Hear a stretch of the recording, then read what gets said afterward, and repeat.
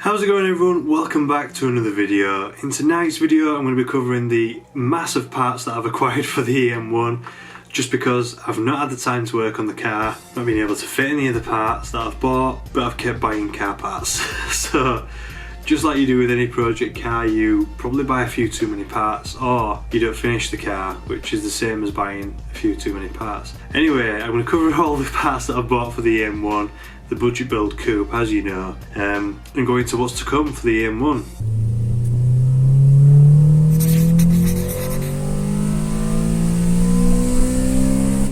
So the EM1 build then, from the ground up, as we would do with a backseat build if you're familiar with the channel. I've bought tyres, suspension, brakes, all sorts of stuff, all for a budget. These are all things that you can do for very minimal money if you know the chassis well enough to be able to mix and match parts and stuff like that. But without further ado, let's get into it. So the tyres, first and foremost, I've bought 4 new tyres. I did need some tyres for the car. The tyres that are currently on the wheels that I got from Leadfoot Ash, shout out to him for the Caliber 7 17-inch wheels, lovely wheels, but they need some new tyres because the tyres were old. Now I've bought the Goodyear asymmetric 5s. The reason for that is because on tyre reviews, the tyres competed so closely to the Michelin Pilot Sport 4s and the Continental equivalents, so I bought those. The main reason though was because of the price. They competed, in some instances they were better than the Michelin Pilot Sport 4s, although not the majority of instances, you know, so it is the second best tyre if you like. It did outperform the Contis though, which is cool. But the main reason was the Michelin Pilot Sport 4s were £120 odd per corner. I got all 4 for £330 delivered to my home address. So that's quite a saving. It is a budget build after all. I've still got a premium tyre and overall I'm chuffed that I've got 4 new asymmetric 5s to put on the car. Brilliant street tyre, brilliant for a daily driver. The second thing then that I've got for the car, and these are all things that I can't physically, pick up and show you because I have got a big pile of parts down here to my left hand side that I will be showing you in a moment, but these are all the little things, or some of them are. But the next thing that I've got for the car then are the sport springs, the iBack Pro kit I believe it's called. So I've got some lowering springs, lower the car by about 35mm. I got them off of a subscriber, so shout out to you. They were basically brand new. I got them for £60. And at first I didn't want to go lowering springs because I know a good set of coilovers when I see them. I've had BC Racing on the EG. I'm pointing over there because it's over there. Not in this room. But I got BC Racing coilovers for the EG. Love them to pieces. I've tried a number of other coilovers in friends' cars. Some too stiff to even use. Others lasted, months. I know a couple of people recently, that have used poor quality shock absorbers and lowering springs and things like that, coilovers in general. So I didn't want to cheap out, I didn't want to go too stiff either, I didn't want to spend a lot of money. So that left me with lowering springs and the standard shocks. So I got the iBack Pro kit from a subscriber for £60, absolute bargain, brand new springs basically. And then I thought, how can I tweak this a little bit? And the thing used to be, you'd buy lowering springs and Koni yellow shocks. The yellow shocks were adjustable by 4 ways and you adjusted the damping, bound and rebound together. Now, I couldn't really do that, they're expensive. You're now talking, you're back into fully adjustable coilover territory then when you're looking at Koni yellows, but that used to be the thing back in the day. Now I'm looking at what parts can I interchange, and I know that the DC2 had slightly stiffer springs than the VTI, although I found out the iBack Pro kit spring rates on the rear axle were actually softer than the DC2s. Now I couldn't fit the rear DC2 shocks, and it's probably a good thing as well because the damping, bound and rebound wouldn't really match a softer spring. They contradict one another if you like, it wouldn't be right. Whereas these lowering springs will have been made to fit with the VTI shock absorbers, and if I went stiffer in shock absorber on the front axle to match the front stiffer than the DC2 front springs by iBack, i.e. getting the front DC2 shock absorbers, that should match up, so I'm keeping the standard shock absorbers on the rear with the iBack Pro kit rear springs that are slightly stiffer than the EM1 springs but slightly softer than the DC2 springs, but then I'm upgrading with the DC2 front shock absorbers up front and going for a stiffer spring even than the DC2 with the iBack Pro kit. Hope that makes sense. Another thing I'm really chuffed about though, another component that I've bought, as well as the tyres, the springs, the shocks, are brakes. Now my dad, if you're familiar with the channel, recently upgraded his brakes on his EV1, which is the Type S K20A3 powered Civic Sport, a 5-door version of the EP3 with a bit less power. So he upgraded from the EV1 brakes to the EP3 brakes, and I know that the EP3 brake calipers and carriers do bolt onto the EM1, the EK4, the EG6, etc. So I thought, well, can't I bolt the EV1 calipers onto the EM1? And then I started looking at the piston diameters because I didn't want to upgrade the master cylinder, I didn't want to change out the brake proportioning valve, and I found out that the brake piston diameter on the front calipers is the exact same as the EP3 and the exact same as the EM1, which is the important part. So I don't have to change out the brake master cylinder to reduce the pedal travel, I don't have to change out the brake proportioning valve to make sure the brake pressure front to rear axle is correct. I can just throw these brake calipers on, fingers crossed, with some MGZR front discs, which are 282mm in comparison to the normal EM1 262mm. Slightly thicker as well, a lot more material to avoid heat soak in the front brakes and avoid them fading, through continuous hard use. And I'm also going to buy some 3mm spacers to put behind the brake discs to space the discs out so that they're central with the brake calipers and carriers. Something that you have to do with the EP3 brakes, so I'm guessing it's going to be the exact same process but with 18mm smaller diameter discs on the EV1. And I'm just absolutely chuffed that the brake pressure is going to be perfect front to rear axle. I'm very aware though that you're going to have additional brake torque on the front axle, but I firmly believe that that will be at much higher braking pressures, much more harsh in braking conditions, and at that moment brake pressure is normally alleviated from the front by the brake proportioning valve in road cars to make them safer. You don't want the front to load up too much, you want the car to slow down as quickly as possible of course, but you don't want the brakes to lock up on the rear, you don't want the brakes to lock up in the front, so they try and balance it through the brake proportioning valve. And I think personally, in much harsher road use and much harsher track use possibly for the EM1 in the future, that it will benefit from that extra brake torque and more importantly that extra mass in the front brake discs to avoid heat soak and brake fade. The one big problem though that I found, and shout out to Max Drift, if you're unfamiliar, he's a brilliant, talented protege in the drifting world, he's won championships, he's a very young lad, brilliant at what he does. And he's recently been sponsored by EBC brakes, and I had an issue with the EV1 calipers. Reason being is that they aren't fitted to many Honda models, they're fitted to the CL7 Accord Euro R, that's the only Honda worth mentioning really. They're fitted to the Honda Odyssey, the FD1, not the FD2 but the FD1, and a couple of other models that are economy models, hybrids, that sort of stuff. So to find a performance orientated brake pad for this particular brake caliper and carrier combination was difficult, but thankfully EBC brakes make a yellow stuff pad for the front axle, so I can run whatever brakes I want basically in the rear because the VTI, SI, SIR, whatever you want to call it, the rear brake calipers and carriers are very, very common across multiple models, and I can get brake pads all over the shop. Whereas the front axle, thankfully EBC makes some, and Max Drift, who's been sponsored by them, has given me a discount code to go and get a bit of money knocked off when I buy the brake pads, so that's perfect for the budget build. And Max, if you're watching this, I don't know if it's good for me to share your discount code, I don't know if you get more, EBC brownie points for the more discounts that are used through you with your sponsorship with them. If so, then let me know and I'll drop the discount code below for Max Drift's EBC discount, but if not then I'll just be keeping it to myself and keeping it a secret. So thank you very much Max for giving me that discount code. And I have to give him a shout out because every time I join his live stream he gives me a shout out and tells people about my channel as well, so go check him out. He's a brilliant drifter, he's got a YouTube channel where he shows all of his stuff. Awesome guy, really sound lad. Moving on then, so we've covered suspension, we've covered tyres, we've covered brakes. Moving on then into a couple more handling bits. These are things I do want to do as well. I want to do a little bit of weight reduction. I think I can lose about 40 to 50 kilo in weight reduction on the car. My thoughts is that I can lose that particular weight.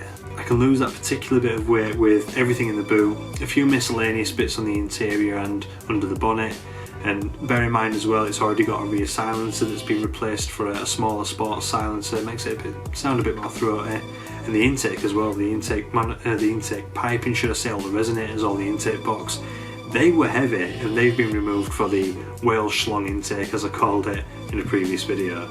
So we've already removed a little bit of weight, but I want to get about 40 to 50 kilo out of the car if I can, and I think it's possible. So a bit of weight reduction, and I also want to buy a rear strut brace for the rear suspension strut tops. Now, as you're aware, the EM1 comes standard with a front strut brace, but doesn't with a rear, and I want to sort of add that as an addition, sort of bring it in line, if you like, with a DC2. It won't obviously have a seam welded chassis and all the rest of it, but it'll make it a little bit better, or at least, you know, fingers crossed. I hope so. Moving then a little bit into things that I think the car would be better with but I can't justify, would be a limited slip differential, but I've basically got everything else for the gearbox to make it feel good. I'll show you those now. So I have bought a short shifter. It's a cheap short shifter. I believe it's made out of aluminium. Everybody loves this particular short shifter. I believe it's made by it's made all over the shop now in China and stuff like that, but I believe it was originally made by Tenzo R. But yeah, I've got a short shifter to get the gear changes a little bit quicker. I've got, these are actually from the EG build way back when, some energy suspension poly bushes there for the gear selector. So that's going to be good. That's going to be brilliant when it comes round to getting a nice crisp gear selection. And to make it even better,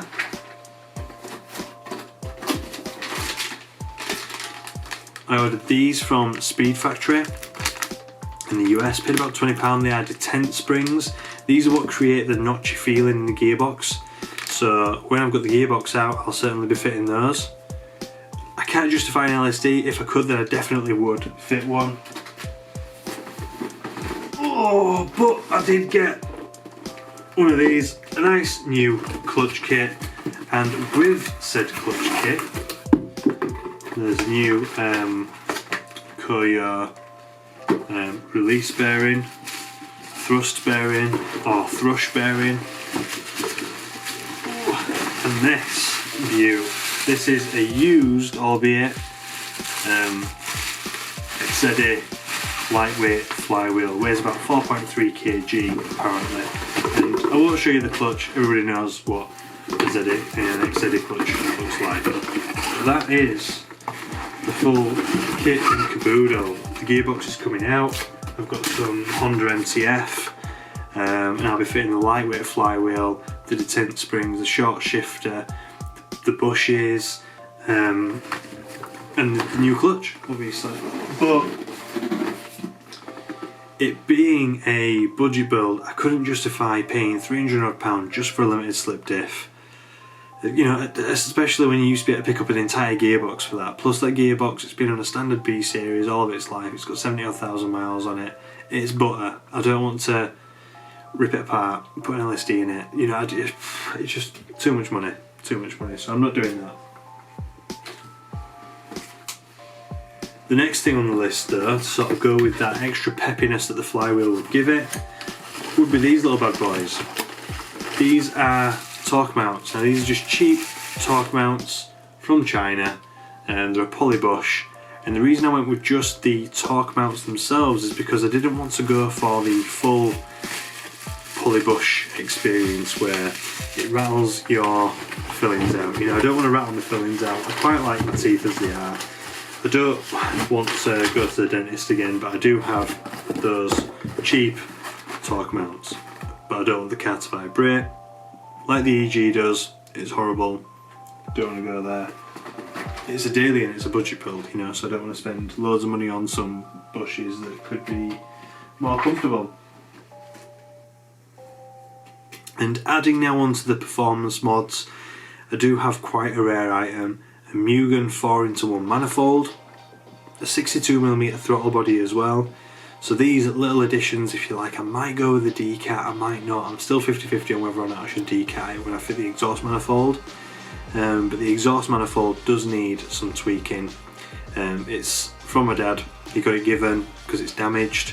So it does need the bottom two pipes. If you're familiar with the B series engine and with the Mugen manifold specifically, The 4-into-1 design has two pipes sort of overlapping one another when they wrap around the sump, so lowered cars especially do normally get a few knocks on them lower pipes. So they've been bad, they've been pushed in, they need chopping out, they need new sections welding in, and that's something that, because it's so damaged, I'm not going to feel guilty about doing to a Mugen part, but it is a Mugen Jasma 4-into-1 manifold that I'm going to be using. And then hopefully on the intake manifold of the B16 I'll be able to put the 62mm throttle body on, which is 2mm larger than the original SI or VTI throttle body on the B16A2. Normally came on the B16B and B18C, or on some Preludes and the Accord Type R. So that throttle body on the intake manifold with the already whale schlong intake, the already fitted rear silencer that's a lot more, you know, easy flowing, shall we say, and the 421 manifold, maybe a D-cat. You know, I'm hoping, you know, 10 horsepower if I can. Ideally, and again this would go with the LSD, which is £300, ideally I'd go for a B20 VTEC conversion, get a B20 block. The most expensive thing about a B20 VTEC is the cylinder head, which I already have, but you're talking a lot of time, you're talking an engine out job, you know, putting the cylinder head in it, all that sort of stuff, full gasket kit. Too much work, and it's tempting, but it's too much work. Onto a couple of exterior things now, moving away from the performance orientated things and driver sort of feel things, you know, the short shifter and stuff like that. We have underglow. I've bought some underglow, I've had this for ages, I need to fit it, I just can't be bothered with the headache that is all the wiring, routing it, all that sort of stuff, and making sure as well that we have enough wire so that I'm not like, oh, I've not done it this video, I need to do it now. You know what I mean? And these, now I bought these I bought these tubes specifically because the people that have fitted those LED underglow kits have explained to me that they don't last very long, and I want it to last. I want it to last long enough that I can thoroughly enjoy it, use it all the time, all that sort of stuff. So I bought some clear tube. I'm going to feed the LEDs into this tube, cap them off, silicone it all up, you know, these are just little caps, silicone it all up and try and make it as watertight as possible. They are supposed to be watertight, but they're not, so I'm going to do that. Another thing I've got is a bit of vinyl and some foam, some adhesive foam. So the reason I've got these is because I have a DC2 rear spoiler to fit on the car. I've probably mentioned it previously, but the DC2 rear spoiler couldn't be fitted the last time I took the SI wing off, or the VTI wing as it's known over here in the UK. I couldn't take that wing off simply because it was wearing through the clear coat and the paint on the boot lid. So my plan is to cut some like D shapes out, very much like the support sort of plates for a GT wing on any sort of touring car or drift car or anything like that. I'm going to cut some like D shapes out that fit the DC2 rear wing. The DC2 rear wing is going to have some foam put on the bottom of it, just like you would do on a normal OEM spoiler fitment, to protect the paint from getting even more damage. But the idea is that I will cover up the affected area with some black vinyl in the shape of like a D shape to make it look like it's purposeful, it's meant to be there, and then fit the DC2 spoiler, which is all ready to go. It's all painted in Vogue Silver Metallic, it's in the back garden. On the subject though of more exterior parts, I do have a jung front lip which I wasn't happy about the painting on. I wanted to redo it. I was going to throw it on anyway, but I wanted to redo it, and then I stood on it, so I need to do some more fiberglass work to it and get that sorted. Another thing I have is the charge speed side skirts. The charge speed side skirts, the paint underneath the clear coat is sort of fractured and it's in little sections, and I think it's not because it's not adhered to the plastic. I think the plastic itself is expanded and contracted with the hot and cold weather, and I think it needs a 2-pack paint, you know, to help it be more flexible, if you like, because these side skirts are just ridiculously flexible. The bend when you pick them up, you know what I mean? It's that really soft sort of plastic material that probably just needs to be left alone or 2-packed. So I'm going to 2-pack paint it. Maybe I have to get somebody to do that for me. But yeah, that's why the side skirt's out on the car yet, why the spoiler's not on the car yet, and why the front lip's not on the car yet, because I painted them all and I couldn't go through with them. I couldn't even make a video out of it because it got to the point of removing the spoiler it was a mess. It got to the point of going to fit the front lip and me just standing on it when I was moving other stuff to get to it. It was just a nightmare. I also have these that I want to put in the front grille. These are like hella horns, you know, so hopefully get a little bit more of a manly horn tone. That's the plan. Another thing I've got is a leather gear gator and a leather steering wheel cover. Now I'm not going to get this out, but it is a leather cover that you have to stitch on yourself, you know, sew around, and that's going to be a tedious job, but I've gone with black leather. The sides are going to be perforated on the steering wheel, and the stitching's blue both on the gear gator and on the steering wheel cover. And the reason for that is that when I bought the EP2 Sports steering wheel, the leather's just really bad. Don't get me wrong, it's the best £30 I've spent on the car, but bar the seats, the Del Sol seats, but it's just not, it's not clean enough. Sometimes it gets like tacky in the sun and stuff like that because the leather's just worn through in areas. So I need to get those fitted. The gear gator as well that I got from Wish is just shocking, and I've also got some new Honda Jazz washer jets that actually have a metal mister on the washer jets, because both those two items that I got from Wish have just not lasted. Everything else has been fine, the LED headlights, all the other stuff, perfectly fine, no problems with them whatsoever, but anything that, you know, is all plastic, including the gear gator, because it was all plastic PU leather, it's just not lasted at all. So yeah, those will be getting replaced. And I believe, apart from a few decals and stuff like that, I believe that is everything. So tyres, brakes, suspension, strut braces, weight reduction, steering wheel, gear gator, short shifter, detent springs, flywheel, you know, clutch kit. It needs a service. I've got service parts for it as well. Full body kit, underglow, horns. You know, I've got so many things that I need to fit to this particular car, exhaust manifold and throttle body and all that sort of stuff.